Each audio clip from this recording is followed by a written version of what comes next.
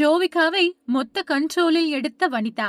இளம் வயது தயாரிப்பாளர்னு விருது வாங்கின ஜோவிகா, அம்மா வனிதாவோட கைடன்ஸ் படி தெலுங்குல 2 படத்துல ஹீரோயினா கமிட் ஆகியிருக்காங்க. அம்மாவ இயக்குனரா பிளஸ் ஹீரோயினா போட்டு எடுத்த மிஸ்ஸஸ் அண்ட் மிஸ்டர் படம் தாறுமாறான விமர்சனங்களோட ஏதோ தியேட்டர்ல போய்கிட்டு இருக்கு. இதுக்கிடையில தன்னோட சிவராத்திரி தூக்கம் ஏது பாட்ட என் அனுமதி இல்லாம யூஸ் பண்ணிட்டாங்கன்னு வனிதா மேல கேஸ் போட்டிருக்காரு நம்ம இசைஞானி.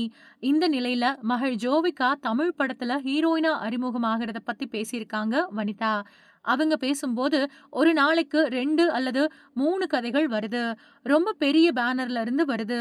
ஆனா சாதாரண படத்துல ஹீரோயினா என்ட்ரி ஆகிட்டு அதுக்கு பிறகு பெரிய படங்கள பண்ணா நல்லா இருக்கும். இல்லைன்னா அதுவே அவளுக்கு பெரிய பாரமா போயிடும். ஆனா கூடிய சீக்கிரமே தமிழ்ல ஜோவிகா ஹீரோயினா படம் பண்ணுவா. அதுவும் இன்னொரு விஷயம் என்னன்னா, தமிழ் படத்துல தமிழ் நடிகைகளுக்கு ஹீரோயின் வாய்ப்பு கொடுங்க. ஏன் மத்த ஸ்டேட்டுகளுக்கு போறீங்கன்னு கேள்வியும் எழுப்புனாங்க வனிதா.